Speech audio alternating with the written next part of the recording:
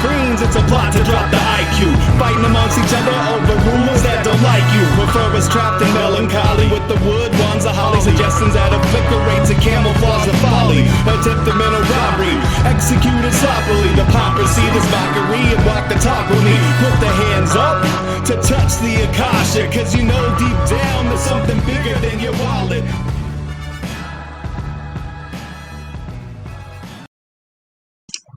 Sweet eternal balance of all those good, true, and beautiful friends. Welcome to middle pathy, rogue ways, sudden, unexpected, unplanned, not normal timed show episode tonight. This is in fact a night where I would not normally be doing a show at all. If I was, it would otherwise be a lightning oracle round where all of the supporters and subscribers get to ask for their message from their spiritual guides and allies, answer their questions, etc. Because it's Tuesday and it's June 11th. It's a very dear soul's birthday today. Happy birthday, Giles. And so it's every other week I do that. But this week is different because this week I am in New York area, and I'm doing a little shooting for a little documentary that I hope to be able to support and share with you and be excited about in a few months. But that's not what this show is about. This show today, I was going to share some things at least about a recent ceremony that I was a part of. And I don't know, like this might be really rambly and all over the place, or it might be beautiful. It's all beautiful. So of course it'll be beautiful. Like, but we'll just see where it goes. And I hope the audio is okay. I don't have any of my setup. I don't have lighting. I don't have microphone. I don't have anything. I hope you can even hear me. I hope anyone even is out there. Is anyone out there? I don't know. But anyways, I'll just speak into the abyss and hope, which is all any of us could ever really do, right? So I'll just tell you, if you know me, you know, but I'll just tell you some things. Even if you don't know me, you can know.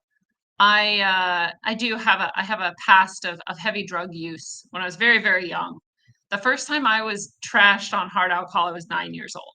So if that tells you anything, gives you some idea of how early I got started and therefore how deep and dark it went, there you go. I was actually done doing most hard drugs, around 20 something. I still did some here and there, but like not frequently, not like all the time. And then that petered out. And then I haven't really done much. And even before I was done with hard drugs, I was done with psychedelics because I did Friday for years. So I like at least once a week I'd be doing LSD and shrooms, mushrooms, whatever.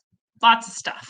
Lots of big, beautiful experiences, lots of crazy experiences, lots of, it's psychedelics. It's when you're not entering it at the ceremonial level, you're lucky if you're having like the growth-oriented, positive, mind-expanding, consciousness uplifting sorts of experiences. And I was lucky, and I did have a ton of those, and that's great. Maybe a little bit too much too early, but who am are we to judge little Lindsay? So that's my history, right? And I stopped. And the reason I stopped is because I had an experience on psychedelics that it was a bit much. I was traveling between dimensions already. Before then, I would be very psychic and I'd be speaking to people's thoughts instead of their words and not realizing it, and then that would really fuck them up. And so there were things I was like not super comfortable with yet, and psychedelics seemed to trigger some of them, and so I didn't always know what to do with that. And so I was like, I'm just not going to do these anymore. It was probably a good choice. I've done more acid than most people I've ever met combined. So that's good. That's enough, right? So you may understand I also then, aside from quitting heavy drugs, I also just stopped smoking weed, which I never really considered a problem. I don't consider it much of a problem for most people, especially back then, pre-wax, pre-shatter, like not a problem, not a problem for most people. I'm sure, and of course it could be, and I'm not trying to single anybody out or make any judgments, but I just got sick of weed too. It was like, this is sometimes makes me paranoid and other times it's just boring and like there's no point to this. And also if it's not one of those things, it's also inducing, like visions or like reading people's minds without their permission and all sorts of stuff. And I just don't need this I don't need more interdimensional information exchange slash travel in my life. So I also stopped smoking weed, using marijuana a long, long time ago. And then like 7 or 8 years ago, I quit drinking and I had quit smoking. So like I just nothing, which is great. And I love it. And it makes my life amazing. And I can travel interdimensionally and I can receive whatever messages and information I need to, and I don't need any of that stuff. So that's great. And I would have told you not that long, like a couple weeks ago, even maybe, that I was never going to do any of those things again. I mean, like, I could imagine I might have a little marijuana, have a little THC now and then, but like even that, I'm like, maybe never. And the rest of those things, definitely not, right? Um, and then this whole thing, was kicked into motion. And I'm not going to go into the part that isn't mine. So I'll just say there's another person who invited me to sit in ceremony for them, right, using plant medicine. And this is something that I've done before. I've done it also unofficially many times, but with intention and presence, the same type of intention and presence, but just, before I really accepted my true spiritual role or ability. And so not, just not professionally, we'll say. So I was invited to do that, and it's an honor, right? It's an honor when I'm invited, and then my guidance is yes, do it, and this is good, and go forward, and everyone's coming together in this really beautiful intention that this is a healing experience, that it's a soul level, transformational, uplifting experience. The medicine is honored in that way. It's taken, and then you're not just eating shrooms, right? You're on a journey, and it's medicinal, it's healing. And again, if you've heard me talk, I say like I don't suggest this for people, and not because I suggest not doing it. I just don't suggest it. Like I don't push it. I don't think that it's something most people need to seek out. But when it does call to people, I think it's beautiful, and I think people should do what they're called to do and trust themselves, trust your heart, and do it. So, anyways, sitting in ceremony with this person, and I'm just going to do one thing really quick so I can see your comments if I need to.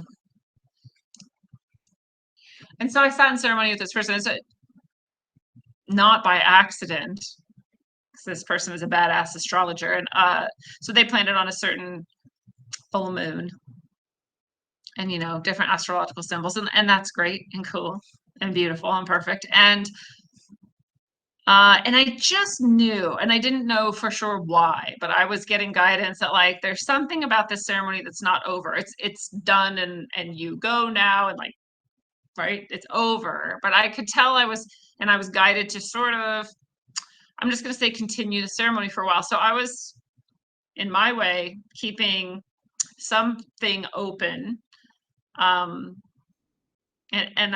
We don't need to get into all the spiritual details, but I basically kept that ceremony sort of open. And then there was all sorts of guidance around then going into ceremony for myself, meaning participating in plant medicine and sitting in ceremony and going in deep. And I haven't gotten that guidance for decades. So I'm not going to say I was resistant, but I was like, are we sure? Are we sure that I am supposed to do that? Because it's been a while. I don't know. And so I really just went into deeper guidance about it. And the answer kept being yes, yes, yes, unapologetically, just unabashedly, huge yeses, giant synchros, very clear messages.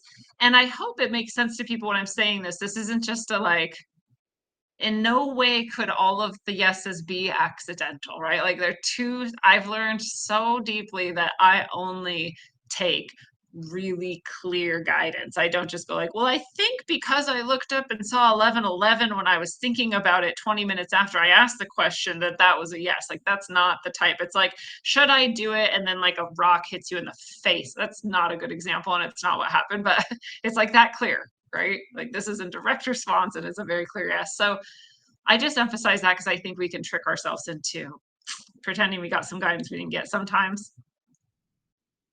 And this one I wanted to be really clear about because I'm like, I'm not going into that space again without without knowing that for sure is the right thing for me to do. So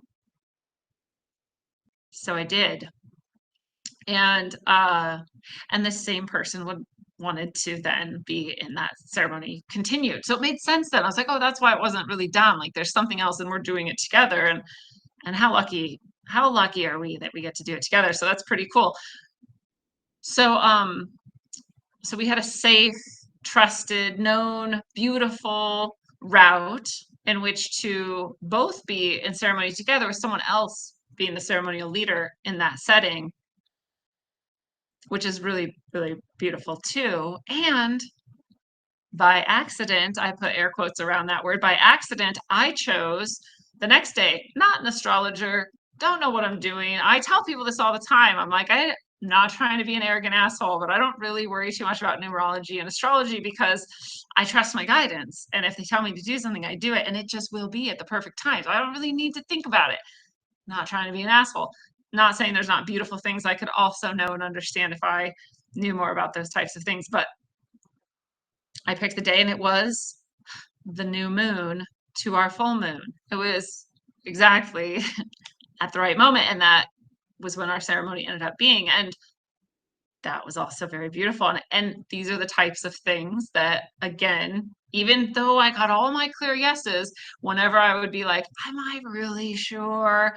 Things like that would be like, oh, okay. I mean, yes, this is divinely and beautifully aligned. I'm being called to it, right? This is literally being called to complete this ceremony, really. And so we went, and it's really funny because on the way to the ceremony, I mean, I have, like anyone, lots of things going on, lots of stuff to take care of, my work to do, my right day to day, and all this stuff. So I'm not really thinking about things in between the two ceremonies, right? And then so we gets to the day of the ceremony that I'm going to go in with communing with earth medicine, I'll call it, because it's not plant medicine. And on the way up, my friend says, this is, the most powerful psychedelic on the planet. And I was like, wait, what? No, I didn't know that. I just was in trust because I was getting all of the signs and all of the messages to like go do this and go do this specific drug. But by the way, this is Bufo. I just called it a drug, and some people are going to be pissed off about that, and they can really get over themselves. But it is I'm gonna, again, call it an earth medicine. It's not a plant. It comes from a toad. And it's the strongest psychedelic on earth. And I was like, this is a joke, right? I'm going to go from not any psychedelics, no psychedelics for decades, straight into the strongest one. Stronger than ayahuasca, stronger than DMT. Oh, okay. so, I'm not going to say fear, right? But a little bit of resistance. I was like, dude, are you serious, guys? Guides, allies, or is this really? Yes, they're like, yes, yes, yes, perfect, perfect, perfect, trust, trust, trust. It's like, okay.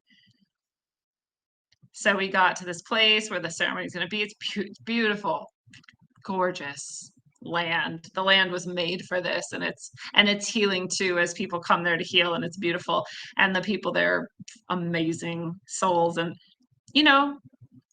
we're all just people, right? But when we show up with our true selves and we're just authentic and we're just here for each other, it's life-changing. So it's not like these people are extraordinary in other ways, that they're extraordinarily beautifully themselves. And I just highlight that because I think sometimes, people hear me saying, like, I do ceremonies for people, and they're like, oh, she must be something special, right? Or you could look at these people who were guiding and holding space for us in our ceremony. And you could think, oh, well, they must be so different from other people. And no, they're not. And I'm not discounting that they've put effort into healing themselves and effort into learning this and been guided to do it and all of that. That's great. That's true. But just that these are just people. They're just like you. It is you. You're the one there, right? You're doing that. You're me. You're going to get this ceremony. Like, there's no difference between us, really. So I'm at the place. It's a beautiful day too. It's just perfect temperature. It's like the sun's out, but it's not too hot. There's some poofy clouds in the sky, but there's no chemtrails. There's just beauty. It's beautiful. It's a beautiful day. And I won't go into details of all of the aspects of the ceremony because that's for, people who want to do that, to go do or to be that or to learn about that or whatever. But it was beautiful. It was very intentional. It was very aligned. It was very connected to all the things that would matter to me, right? My ancestors, my spiritual guides and allies, what I conceive of as God, nature, all of these things are being honored in a very special way. And whew, I'm like feeling it right now. It's so strong. And so yeah, so in the moment where you actually take in the medicine, for me, and everybody's experience is different. And I really mean that. Everybody's experience seems to be different. I don't know. I'm the person who didn't look into it before I did it. I looked into it enough to find out like it's safe and millions of people have done it. And that's all I really needed to know. But I seem to understand now that like everyone's experience is very different. So don't take this as anything other than the experience that was given to me for me, and some of which I probably will never share, and also a lot of what I was given to share. And I'll say too that I know already, no one had to tell me this. I've seen it over and over again in the work I do. I just understand that, if you were called to do something like this, you get exactly what you need and nothing more and nothing less. And so it's perfect every time. So instantly I was gone from Lindsay and her body in a way that I never have consciously been before. And all of it is out of time and space. So I kind of keep coming back to it and I'm like, I'm not sure what order it's all in, because like none of it was in an order, because it all happened at once, and it also happened in every order, and it's impossible to describe. It's impossible to describe. And it keeps bringing me back to this phrase that we say, right, with the Tao, or just heaven or source or anything. You fill in that word with whatever spirit, chi, prana. I know they're all different things slightly. They're not though, right? They're all just source, and source is Tao. And then there's that phrase like the Tao that can be named is not the Tao. And so it's true. I can't actually, words will never bring you my experience, even remotely. Just a shade of a sliver of a shadow you will get reflected through a lens on the surface of a pool of water. Like it's nothing. I cannot bring it back for you, but I can bring something back for you. And so I was in instant, infinite fractals, and I could move through them, and I could move through them just because I chose to, just at a thought, and I could go to any layer of consciousness, and I went to them all, and they existed at every point in time, and I went to them all, and every space that exists, and I was in them all. and as I was heading into some lower parts of that, or more dense parts of that, or more locked up or less flowing parts of that time and space, which was also to say my physical body, which was also to say all of humanity's karma, which was also to say the earth's trauma, all of the darkest, densest places were all connected in one place at one time. And as I was going into that, some part of me came back to something closer to Lindsay and her ego, and there was terror there, terror at what was actually happening and whether or not I was really ready to go into the darkest dark. And I, at some level, was resisting.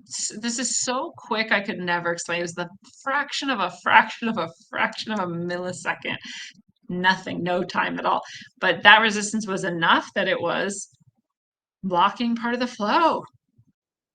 And from that highest space, I had to command my little self, my tiny body down there with my tiny little ego that was trying to resist something.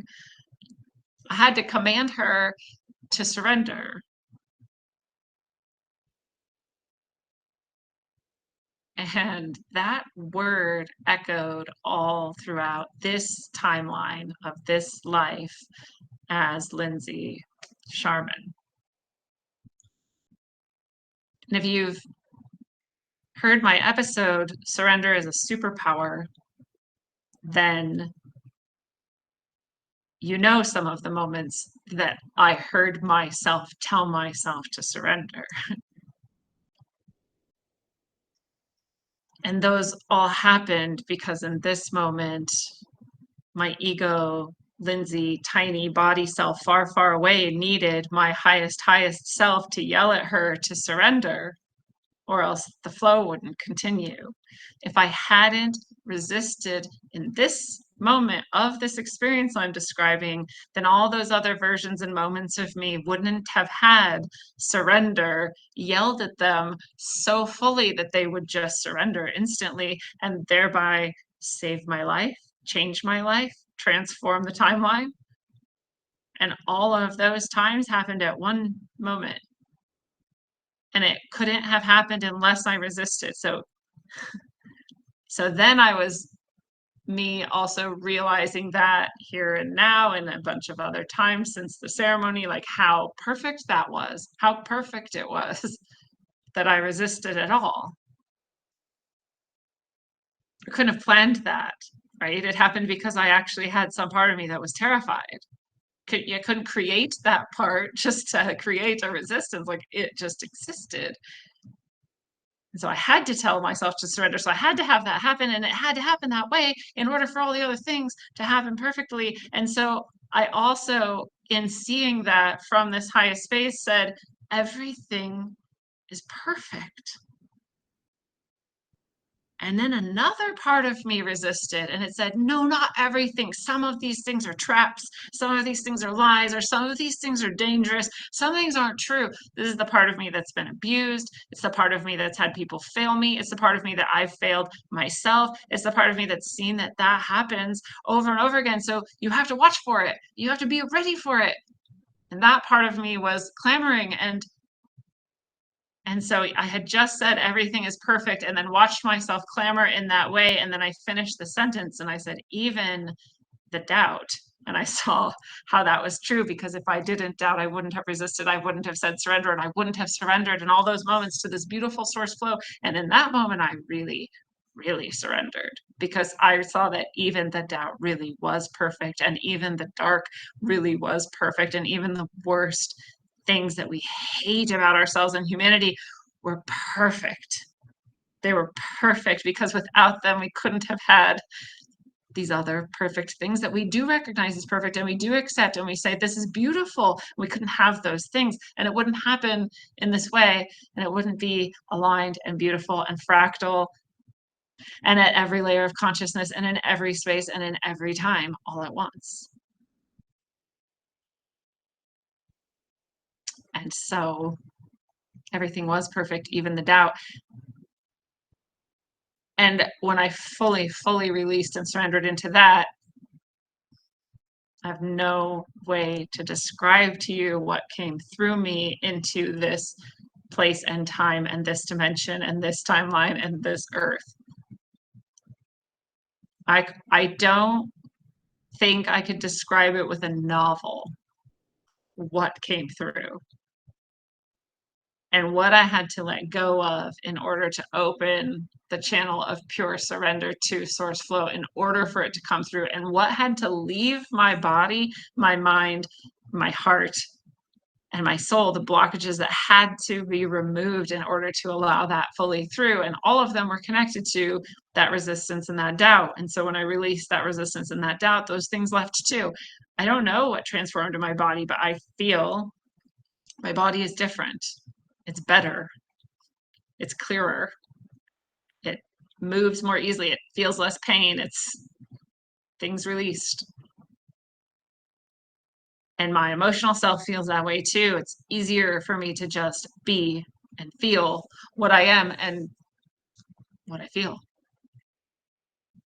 And I can't express. I feel like it's different. And I think people can feel it. Since then, people seem to respond to me in ways that are brighter and sunnier and more beautiful than before. And who knows how long that lasts? Maybe forever.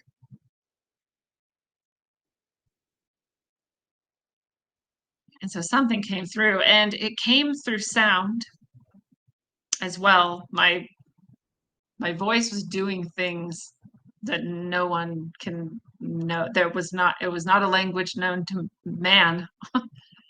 And I know that the things that were spoken into existence were spoken in a language that is, you know, we call it soul language, we call it light language, we call it speaking in tongues. But I also received the understanding that that was spoken through me, it was not me. It was my highest self, sure. It was source itself, sure.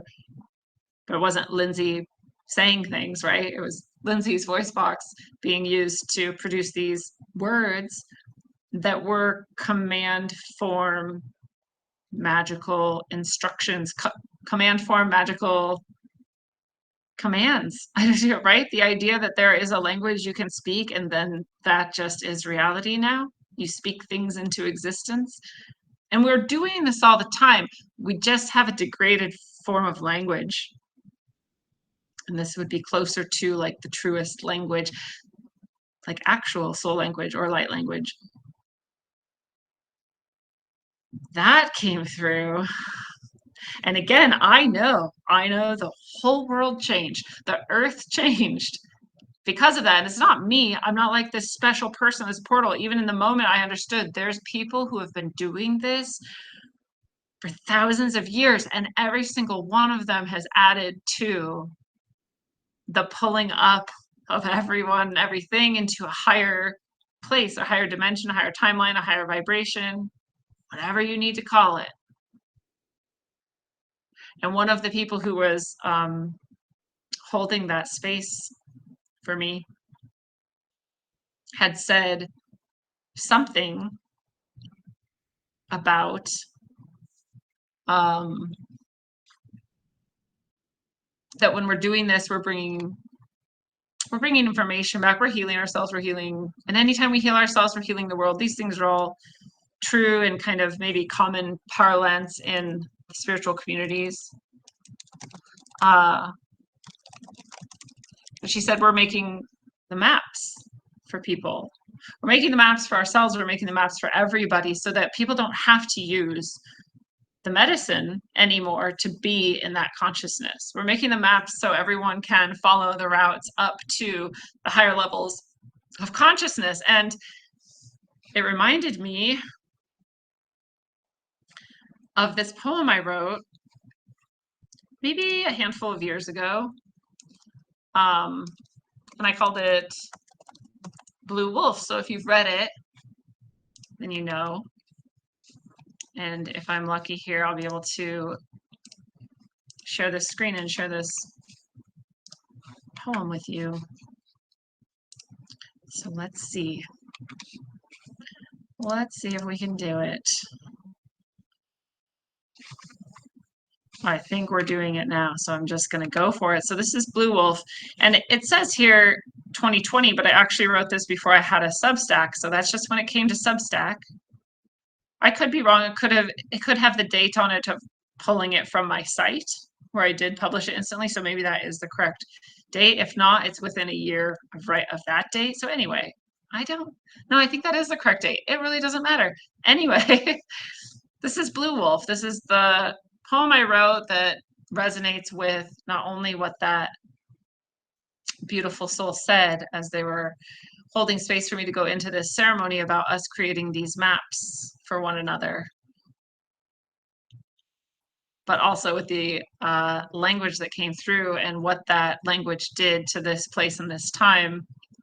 And so here's the poem. And by the way, I seem to write a lot of things ahead of time that end up being prophetic later, or at least really strong reinforcements of the messages that I really make more sense to me much later than after I wrote them. So here's the poem.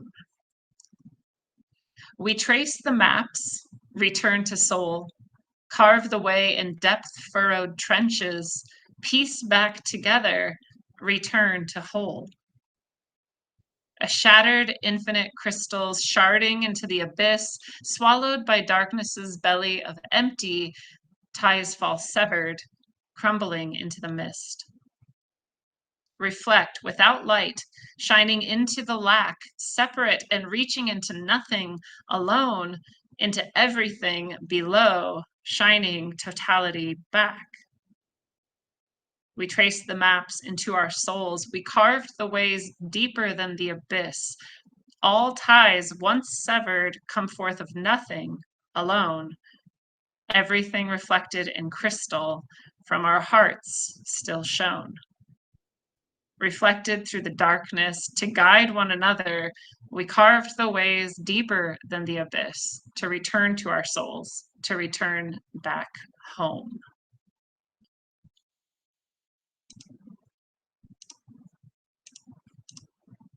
And that's exactly what we did, isn't it? Yeah, come on, Rap Kings, baby. It's the rap machine. Yeah, check it. Great bearded pirate, my motherfucker unknown. Yeah, come on.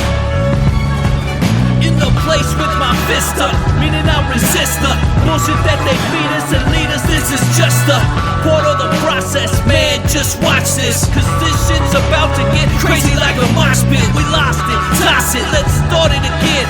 Cause now with technology, with smarter men and women, this is the beginning, not the end. And this is the message of hope that I send. Look on your TV, it's a culture of death. They'll keep on lying to the very last breath. We keep on striving and spreading the truth. It's hard to survive in this world for the youth. The door is closed, the old world is dead. Let's have an age of understanding instead. I'll include you and you include me. Let's see what we can build with some positivity. Let's go, you're moving too slow. Let me see your hands if you know what I know. Come on.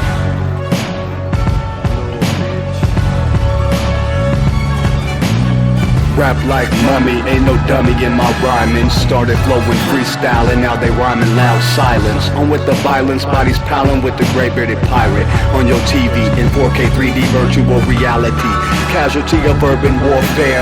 I know but I'm not scared, just prepared and aware. Shining my light through the tunnel of hope. Into the rope, but I'ma give it one more pull till the family is full.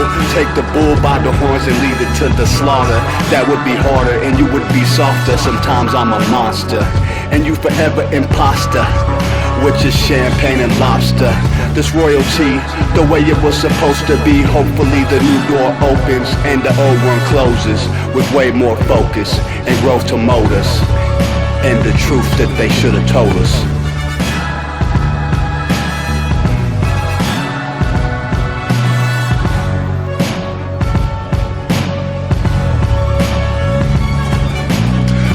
to them screens, it's a plot to drop the IQ. Fighting amongst each other over rulers that don't like you. Prefer us trapped in melancholy with the wood wands of holly. Suggestions that a flicker rates and camouflage the folly. Attempted mental robbery, executed sloppily. The poppers see this mockery and walk the talk with me. Put the hands up to touch the Akasha, cause you know deep down there's something bigger than your wallet.